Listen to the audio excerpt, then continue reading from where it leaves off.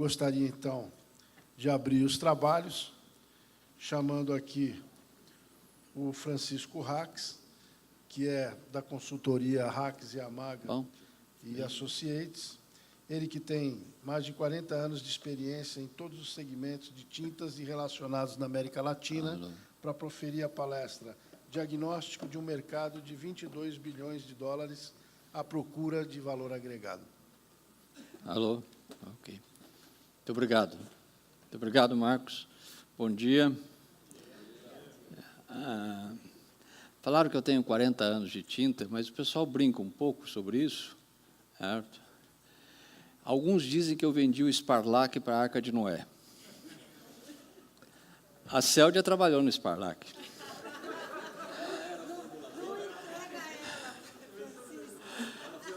Deu troco. Deu troco. Não, mas, na verdade, Washington e eu começamos há bastante tempo na DuPont, e ele fabricou e eu vendi a laca preta para o Henry Ford. Bom, é um prazer estar aqui, eu agradeço ao Agnello, e eu vou falar um pouco para acordar vocês todos de muito número. Certo? Nós vamos falar do cenário atual da América do Sul, o mercado de tintas, certo? O futuro, e nós vamos falar de rentabilidade em tintas na América do Sul. Certo? Porque um mercado de 22 bilhões de dólares é quanto esse mercado vai consumir de tinta em 2030. Certo? Com lucro. E o diagnóstico e as conclusões. Certo? Bom, a América do Sul são 13 países, certo? 400 e mais milhões de habitantes, 2 línguas são faladas por 99% das pessoas. Certo? É uma colcha de retalho de países, e todos os países relativamente grandes em extensão territorial, o que é muito importante para o nosso mercado. Certo? Nos 13 países, nós temos países bem pequenos, com 200 e poucos mil habitantes, e países como o Brasil, de 400 milhões de habitantes, com um PIB per capita em poder de compra local também variando muito, certo?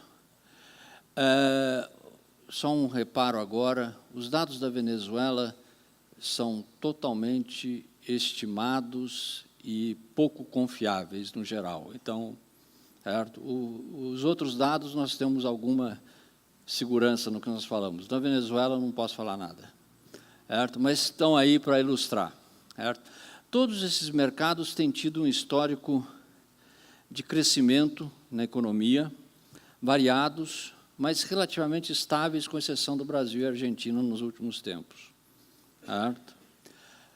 Países como a Colômbia, que tem um crescimento de 1,8% ano passado, por exemplo, nos últimos 20 e poucos anos, não teve nenhum ano de PIB negativo. Também não teve nenhum ano de 8% de crescimento. São países de economia relativamente mais estável. Certo? Apesar da popularidade não ser muito grande nos países desenvolvidos, certo? São países de economia bastante boa, certo? Crescente, ainda pobres, mas com potencial grande. Certo? O mercado de tintas, 3 bilhões e 150 milhões de litros, 8 bilhões de dólares. Então, tem mercado pequeno e tem mercado como o Brasil, que é quase 5 bilhões de dólares. Certo? Uma variação muito grande. Não precisa se preocupar muito com esses números, que todos eles estão disponíveis no nosso site, RY-Associates. É um mercado importante. O mercado do Brasil é o 6º do mundo, o 5º em volume, o 6º em valor, certo? E a América do Sul tem uma importância muito grande em todo o contexto. Essa divisão ilustrada do mercado, o Brasil é 54% do volume, a Argentina 12%, a Colômbia chegando muito perto da Argentina com 11% em volume. Certo?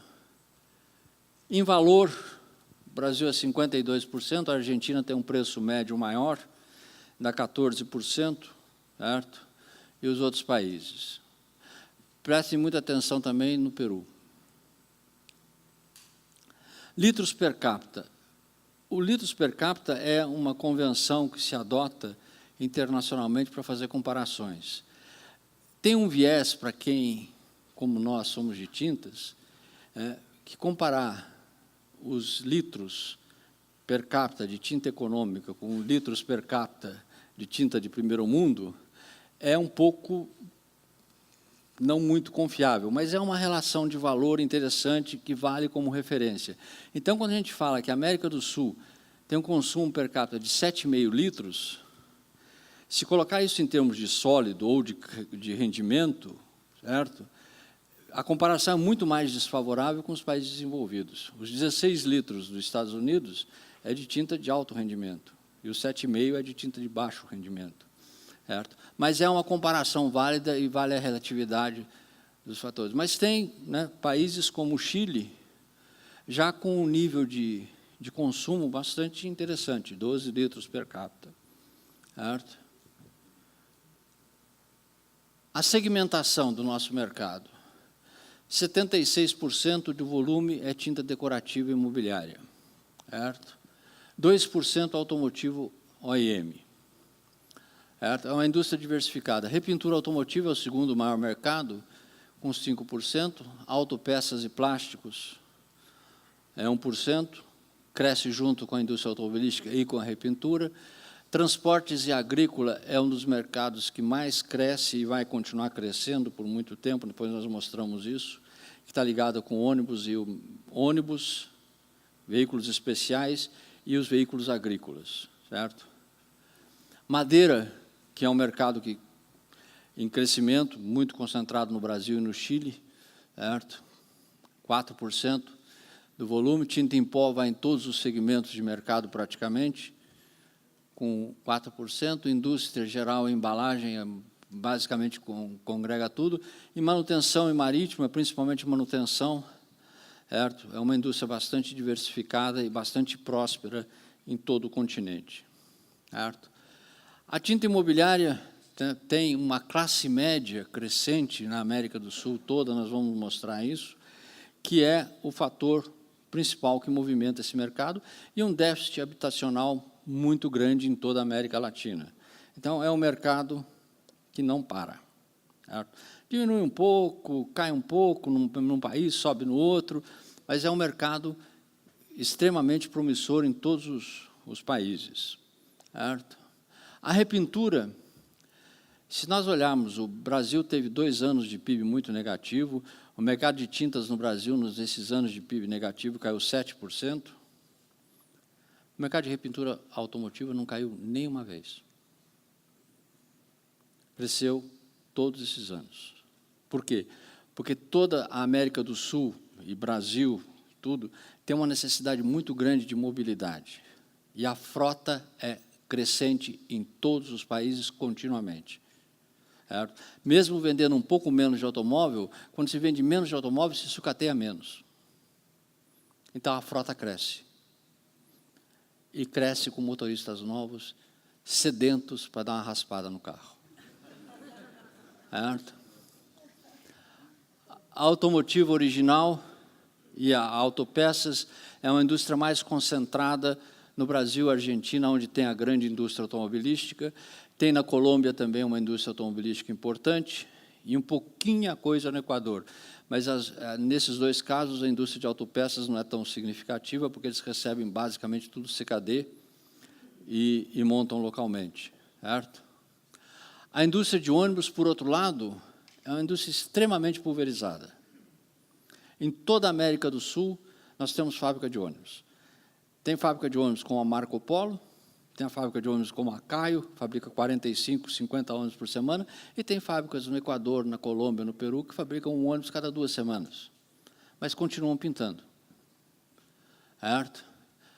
A manutenção é uma indústria extremamente próspera, certo? Movimentada pela indústria química, petroquímica, mineração na costa do Pacífico, no Brasil também, e a indústria de agroquímicos também, de agrícola, certo? Com silos, com toda transportes e tudo mais, certo? Movimenta todo esse mercado de manutenção. A marítima, movimentada pelo petróleo offshore e pela indústria pesqueira, principalmente do lado do Pacífico, certo? Madeira, como eu já disse, mais concentrada no Brasil e no Chile. Na Colômbia está se desenvolvendo um polo de exportação também para os Estados Unidos, certo? E agora vamos falar da concorrência. Nós costumamos dividir a concorrência em 3 grupos de empresas, em 4 grupos, desculpe. Um grupo são as 5 maiores empresas de tintas do mundo, certo? São essas a Akzo, a Exalta, a BASF, a PPG, a Sherwin-Williams. Existe uma discussãozinha que 2 daí saíram para entrar a RPM e a Nippon, certo? Mas essas são historicamente as 5 maiores, certo?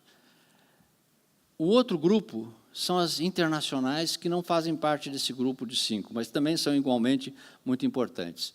3M, que fabrica muita coisa, inclusive algumas coisas de tinta, a Roberlo, espanhola, a Nippon, a Yotun, a Mankiewicz, todas elas instaladas na América, a Hempel, a Yatu chinesa, Redspot coreana-americana, a Lerrer italiana, a Carboline, que faz parte da RPM americana, a Carpoli, que é a maior fábrica independente da China de tintas, extremamente importante em tinta para madeira, a Evercoat americana, extremamente importante nos complementos de repintura automotiva, a Color americana é uma marca mais do que uma fábrica, certo? De tintas imobiliárias, certo? Tinta Lux espanhola, Monteau espanhola, Profilan alemã. Além disso, tem outras fábricas, mas são essas que estão mais ativas na América do Sul.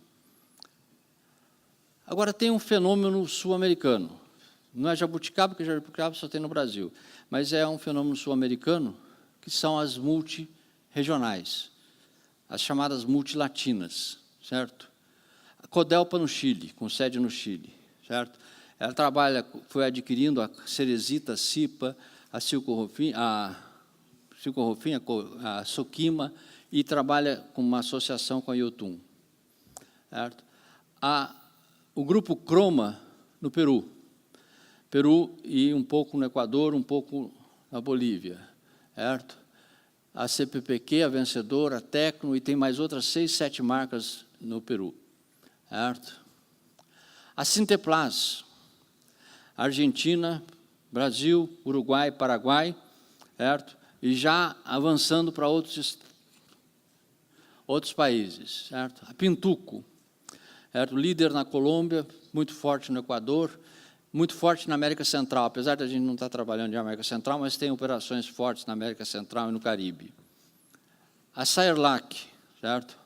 Uma multilatina de origem brasileira, certo? Com operações fortes no Brasil, no Chile e outros países também, certo? E aí eu falo Renner Saerlac, certo? Tintas Weg, certo? Também com operações multissegmentadas e multinacionais, certo? São, digamos, esse grupo que a gente presta muita atenção. E depois tem as empresas locais. Eu vou cometer alguma injustiça aqui, que eu não vou colocar todas, mas eu vou colocar algumas só para dar um flavor. Flamuco, na Venezuela, Monopol na Bolívia, Amanhecer no Paraguai, Unidas no Equador, a Nipsa no Peru, Tersuave na Argentina, e Colorim. No Brasil, vou passar rápido para ninguém reclamar que não está aí, certo? E na Colômbia, Sapolim, Pintulande, Tipo Pavon, Greco, certo? Como é que essa concorrência se comporta na América do Sul? Dividido por grupo. E aqui eu não vou falar market share de nenhuma empresa em particular, para não criar problemas. Mas as globais têm 42%, as 5 globais têm 42% do mercado em valor todos os segmentos. Aqui não estamos falando de tinta imobiliária, estamos falando de todos os segmentos. Certo? As locais têm 39, o equilíbrio. E o fiel da balança estão nas outras internacionais. As multilatinas, com 15, e as outras internacionais, com 4. As outras internacionais participam muito forte nos nichos de mercado. Agora, o que é curioso é que todo mundo, basicamente as empresas internacionais, olham a América do Sul, certo? América do Sul Norte e América do Sul Sul. Nós olhamos diferente. Nós olhamos América do Sul Caribe, América do Sul Atlântico, Pacífico e Atlântico. Certo? E vocês vão ver o porquê que nós fazemos isso. Tem uma discussão se Bolívia é Pacífico ou Bolívia é Atlântico, mas a parte de tintas ela depende mais do Brasil do que do Pacífico. Então, certo? E o Paraguai também é mais, não tem costa, mas é mais Brasil e Argentina. Certo? Então, se nós olharmos a participação do mercado na costa atlântica, 52% do mercado está na mão das 5 globais. 8% nas multilatinas, 2% nas outras internacionais e 38% nas locais. Se nós olharmos para o lado Pacífico, o Caribe eu não vou olhar porque tem a Venezuela, que os dados lá eu não consigo confiar. Certo? No lado Pacífico, muda totalmente a figura. As locais têm mais ou menos a mesma coisa, a mesma importância, 40%. Mas as globais têm muito pouco, relativamente, e as multilatinas é que dominam o lado do Pacífico. Certo? E as outras internacionais têm uma presença mais importante. São mercados mais abertos do que o Brasil e a Argentina. Certo? Então, olha a comparação dos dois.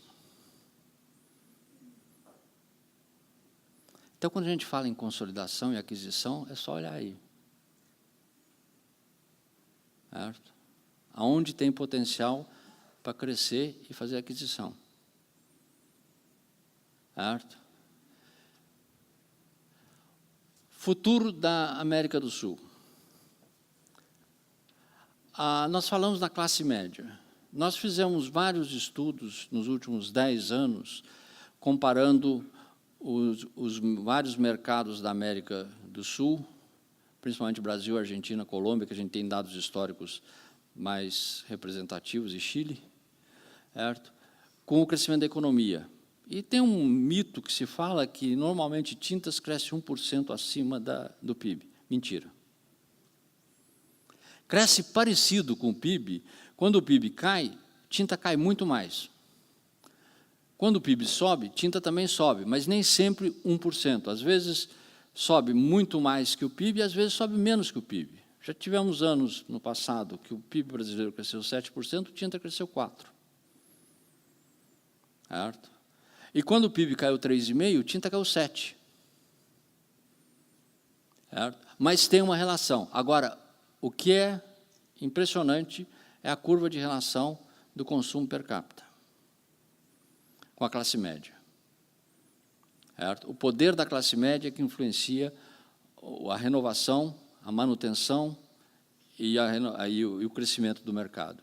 Certo? E esses são estudos feitos pelo Brookings Institute, de Washington, que definiu a classe média dos países emergentes como algo entre famílias que consomem entre 10 e 100 dólares por dia. É assim. Em poder de compra local. Certo? Abaixo de 5 é pobreza.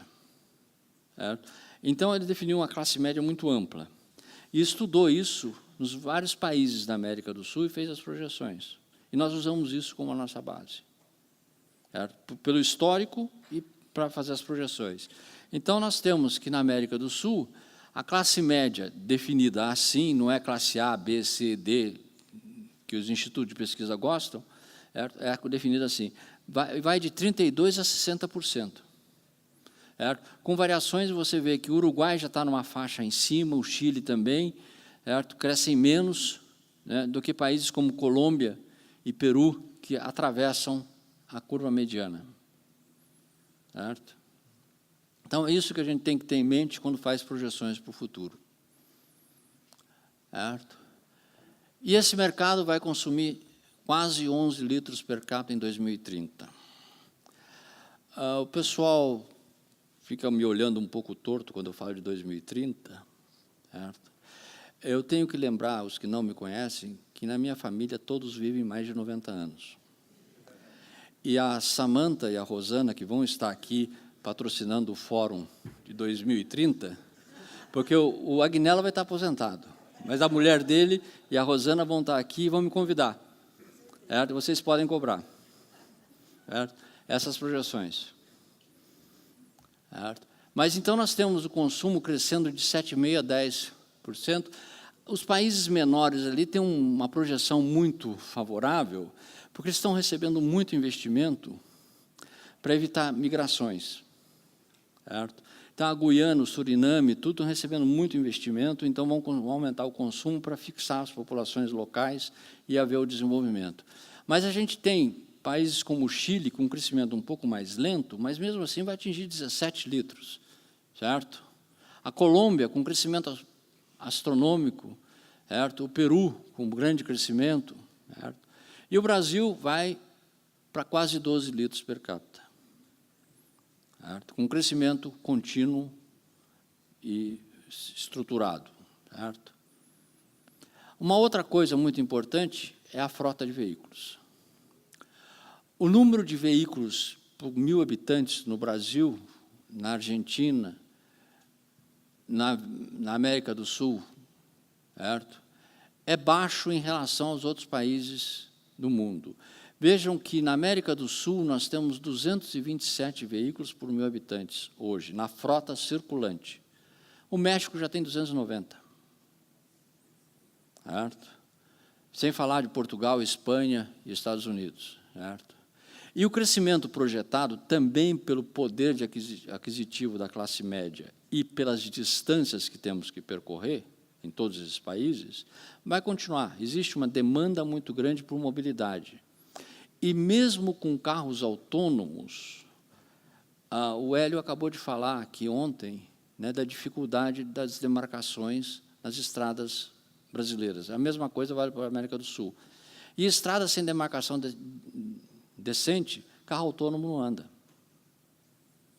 Mesmo com carro autônomo e tudo mais, a frota vai crescer de alguma maneira, porque a população precisa se movimentar. Mesma coisa com ônibus, mesma coisa com metrô, com trem, o que você quiser. Então, isso é um motor muito importante para a indústria de tintas.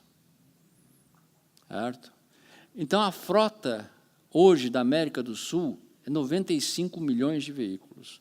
E vai chegar a 150 milhões de veículos em 2030. Vai crescer continuamente a mais ou menos 4% ao ano. Certo? Varia país a país, mas é muito importante essa projeção. Certo? Já estou estourando o tempo. Certo? Por segmento de mercado, certo? Os vários segmentos vão crescer assim, e o que chama atenção é automotivo OEM, que está recuperando no Brasil e na Argentina, certo? A Argentina vai sofrer uns percalçozinhos esse ano, mas se recupera, certo? E transportes e autopeças crescem bastante bem. Todos os outros mercados crescem acima de 3% na projeção nos próximos 5 anos, em toda a América do Sul. Certo? E, então, em 2022, nós vamos ter 12 bilhões de dólares, certo? Divididos pelos segmentos, com todos os segmentos importantes e representados. Certo? E, por país, o Brasil vai continuar representando 50 e poucos % do mercado, certo? A Argentina, 14%, Colômbia, 11% e assim por diante. Certo? Todos os países vão ter crescimento mais ou menos uniforme na média. Certo? É o que nós vemos aqui. Certo? Por país, até 2030, certo? Por coincidência, o crescimento dá o mesmo, variando país a país, dependendo das projeções de crescimento das classes médias. Certo? E nós vamos chegar, então, em 2022, com 22 bilhões de dólares. O que movimenta o mercado? A classe média é a força motora principal. Certo? A infraestrutura, a necessidade de infraestrutura em todos os países, o déficit habitacional, certo? mobilidade, que nós falamos muito, a regulamentação dos mercados, certo? Ou autorregulamentação, ou regulamentação por lei, certo? Eliminação de produtos ainda, em vários países ainda se usa metais pesados, que estão sendo eliminados, certo? Controle de emissões, certo? E os desafios da indústria, certo? A indústria da América do Sul tem uma capacidade instalada muito grande. O Paulo falou aqui da capacidade instalada em máquinas, certo? Ele tem uma capacidade instalada ociosa de 50%. E esse é retrato da indústria brasileira e do resto da América Latina. Em horas máquina, existe uma capacidade instalada folgada na América do Sul. E esse é um desafio. O que precisa, muitas vezes, é a adaptação dessa capacidade instalada para as novas tecnologias, certo? O acesso à inovação e valor agregado. Nós vamos falar mais de valor agregado em seguida, certo? O contínuo fortalecimento das marcas, certo? Você pode regulamentar o mercado, pode definir tinta econômica de um jeito, tinta econômica do outro jeito, certo? Mas o que vale é a confiabilidade do consumidor naquela marca, certo? Vocês têm que trabalhar continuamente no fortalecimento das suas próprias marcas, certo? A confiabilidade do consumidor é que vale, certo? Distribuição diversa e fortalecida, certo? Uma distribuição diversa e fortalecida pode ser um desafio para você negociar, mas também uma distribuição independente e forte, como é, por exemplo, a distribuição de tinta no Brasil, certo? Valoriza o mercado, certo? Você não tem casos grandes de ruptura de mercado no Brasil, tanto em nível de distribuição quanto em nível de fábricas. Não tem falência concordata de porte no Brasil. O nível de inadimplência é grande, mas o nível de iliquidez é pequeno, certo? Eles acabam pagando, certo? A produtividade é um desafio constante. Nós temos uma capacidade instalada grande e precisamos utilizar ela de maneira produtiva e modernizar, e ir realmente para a fase da indústria 4.0. O Washington, meu sócio, vai falar à tarde um pouquinho mais de um dos segmentos da industrialização moderna. Consolidação da concorrência, nós vimos um mapa da concorrência, certo? E os novos entrantes. É atrativo, é um mercado atrativo, nós vamos ver por quê. Certo? O Schaefer, ex-CEO da Exalta, saiu da Exalta em agosto, mas antes de sair ele fez uma declaração bombástica para a McKinsey. Certo? Ainda vai haver mega consolidações no mundo das tintas e rapidamente. Certo? Ele sabe o que vai acontecer, eu tenho minhas desconfianças, mas vai haver. Certo? Mas vai haver muita aquisição continuamente e já está havendo. Talvez não tão rápido na América do Sul, mas vai haver. Então, novos entrantes ou entrantes que já estão aqui trabalhando em mercados de maneira mais discreta poderão mostrar a cara, certo? Deixa eu falar rapidamente sobre valor agregado. Nós vamos falar de banco de dados publicados de empresas médias sul-americanas, dados contábeis simplificados, certo? De empresas focadas em segmentos e bem-sucedidas, certo?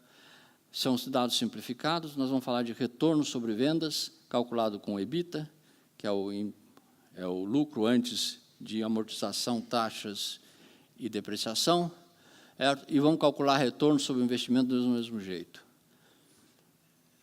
Esse é um caso típico de empresas imobiliárias médias do Brasil, lá do Atlântico.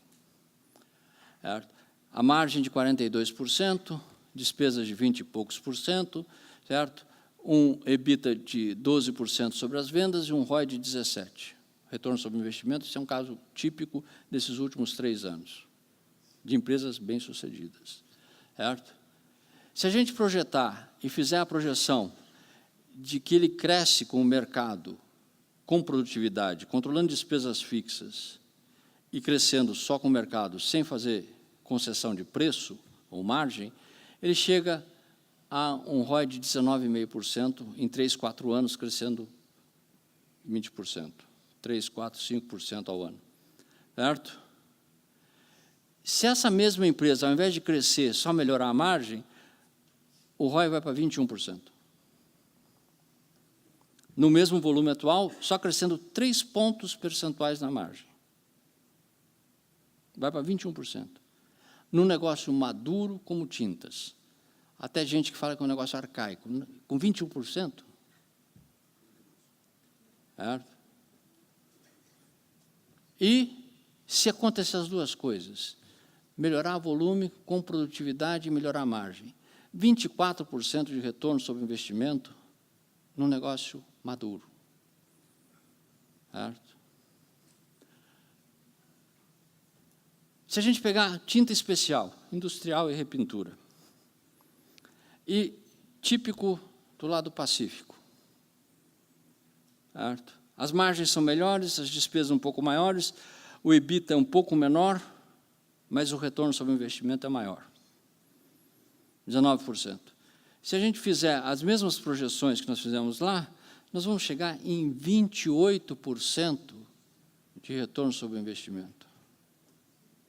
Certo? Crescendo com o mercado e administrando margens e os custos. Certo? Então, e se nós olharmos agora um pouquinho as empresas globais, os globais que me perdoem, certo? Retorno sobre o investimento delas é entre 10% e 15%. E eles têm meta de 20%. Eles não se aventuram em falar em meta de 25%, 28%.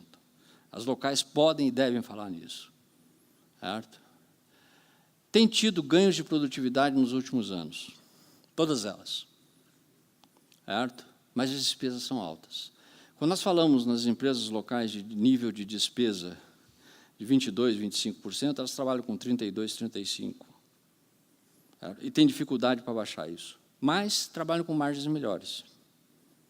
Por isso conseguem esses retornos. Falta escala para chegar nos níveis. Então, o que elas vão fazer? Elas vão crescer ou fazer aquisição. Elas não têm mais espaço para ganhos de produtividade. Elas vão ter que crescer. Certo? Então, elas já estão fazendo isso. Certo? Simplificando, né, o que nós falamos, na margem de 45%, nós chegamos a 16% de ROI nas tintas imobiliárias, 24% de ROS e 24% de ROI. E nas tintas especiais, 28% de ROI. Estou correndo um pouco para não atrasar, mas a busca de valor agregado com produtividade tem que trabalhar as funcionalidades. E esses fóruns favorecem a isso. Os fabricantes de matéria-prima que estão aqui presentes, todos eles apresentam soluções de funcionalidade e produtividades importantes. Certo? Marcas e confiabilidade, nós já falamos sobre isso. Certo? Foco, diversificação exagerada, tira o foco, e todas as empresas que eu apresentei resultados aqui, em anos difíceis, são empresas focadas. Certo? Distribuição forte e independente, é importante a distribuição ser forte e independente. Certo? Ninguém ganha dinheiro sozinho. Certo? E associações e parcerias. Se você não tem tecnologia, não roube o químico do vizinho. Faça uma associação. Certo? Trabalhe com o seu fornecedor de matéria-prima. Desenvolva um protocolo de pesquisa. Certo? Eles podem ajudar em muito, os fabricantes de tinta. Certo? E vocês têm ouvido aqui eles falando nisso. Certo? Nós estamos falando de um crescimento para 11 litros per capita, um mercado de 22 bilhões de dólares, 4% ao ano em volume, 7% em valor, um mercado maduro, crescente, estável, rentável. Aliás, muito rentável. Muito obrigado.